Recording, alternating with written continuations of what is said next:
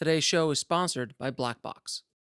What's a film business plan and what makes it different than your average business plan? Is it necessary to spend a long time drafting one before you move forward with production, or should you move forward on a film or should you move forward on a film development while drafting the plan for yourself and investors?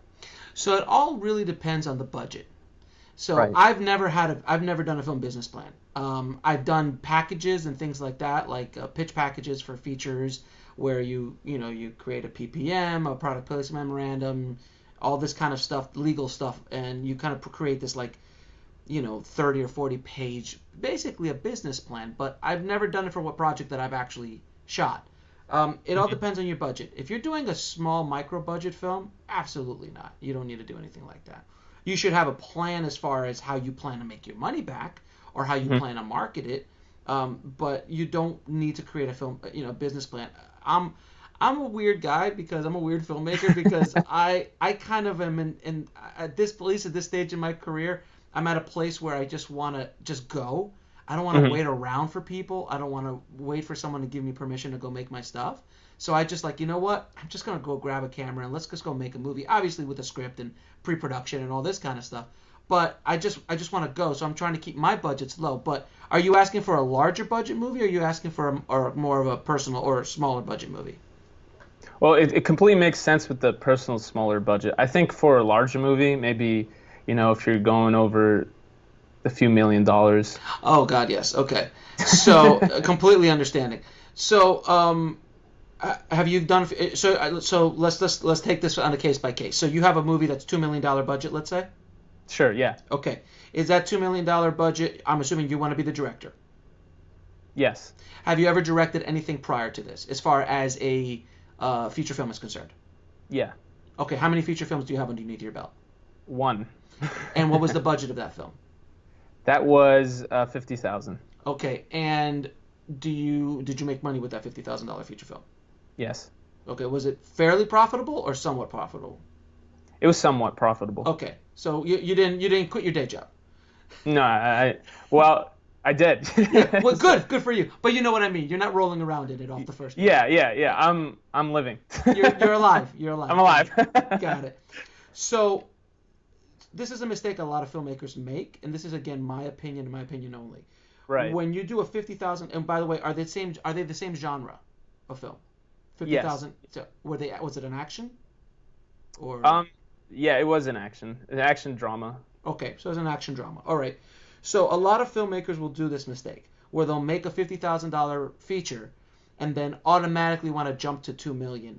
Is it possible? Absolutely. Can it happen? I've seen it happen. Is it rare? Absolutely. Very rare for it Yeah. to happen.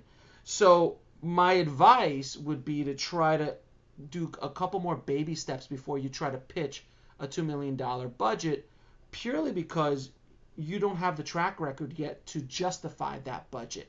So if you've done a ton of commercials, a ton of music videos, you've been on production for 10, 15 years, and you just hadn't made a feature film yet, that's tough. It took forever for Fincher to get his first movie. It took forever for Michael Bay to get his movie after doing thousands and thousands of hours on set and probably more prolific as filmmakers than a lot of filmmakers making feature films out there.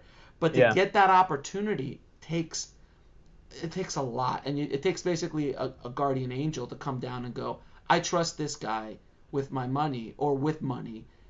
You should go in. So unless you have someone like that, jumping from 50,000 to 2 million, unless that project, by the way, is like the most amazing film ever written, then there might be, if you got like a Shawshank Redemption process going on, like what happened with Frank Darabont.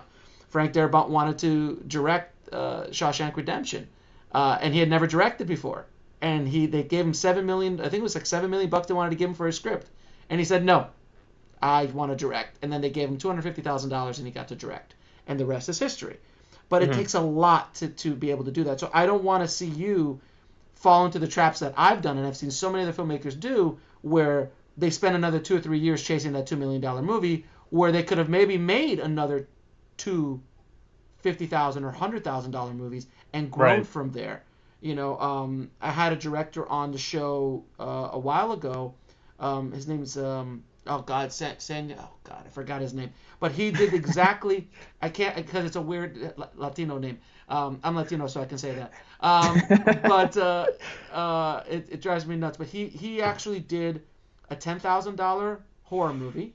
Then he jumped to a $50,000 action movie, which he was smart enough to get a name talent attached for that $50,000 movie. Danny Trejo in there. Then from that, someone gave him a couple $100,000 to make this action movie. So after that, he jumped to $1.5 million, $2 million movie, and then now he's doing $5 to $10 million action movies. But did you see the way that progression happened? They didn't give it to him right after the first movie. He needed to prove to him because one movie's not enough. So, I know everyone's like, oh, you got a feature film. Like, that's great. Unless that feature film was a huge monster hit, if you're dealing in the same in this world where we live in the indie trenches, making a few extra of those movies, wow, if you want to keep chasing that, go for it. But you should be making other films along the way. So I know that's not a direct answer to your question. It's like this whole convoluted answer to the should I make a film? It's a good answer. To make a film business. Go ahead.